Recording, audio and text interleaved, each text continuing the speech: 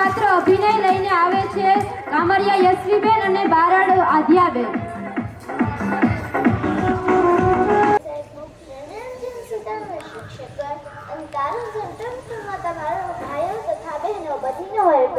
નમસ્કાર. આજે હું 26 જાન્યુઆરી દિવસે રાણી લક્ષ્મીબાઈ વિશે 2 શબ્દ કહેવા માંગુ છું.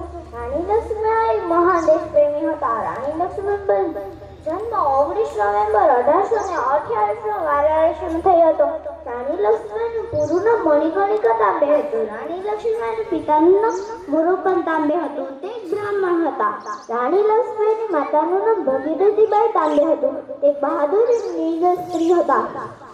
મણિકર્ણિકા બાળપણમાંથી તલવારબાજી, ઘોડેસવારી, ધનુષ, બંદૂક તેમજ હથિયારની તાલીમ મેળવી હતી.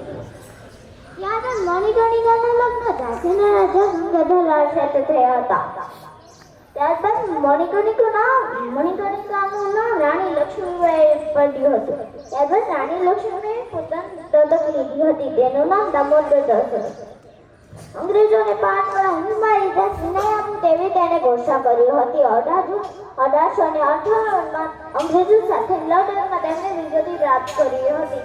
રાણી લક્ષ્મીબાઈની અંદર રહેલી વીરતા મહાનતા બધી દેશની મહિલાઓને પ્રેરણારૂપ ખૂબ લડી મતાંગી હો જય શ્રી વાલી રાણી થી બાર ફિરંગી બા मैं तुझे मेरी जैसी नहीं दूंगी.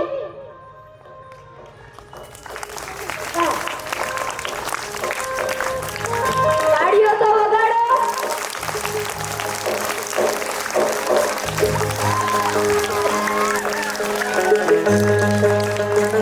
ખૂબ સરસ આ નાનકડી રાણી લક્ષ્મીબાઈ વિશે ફરી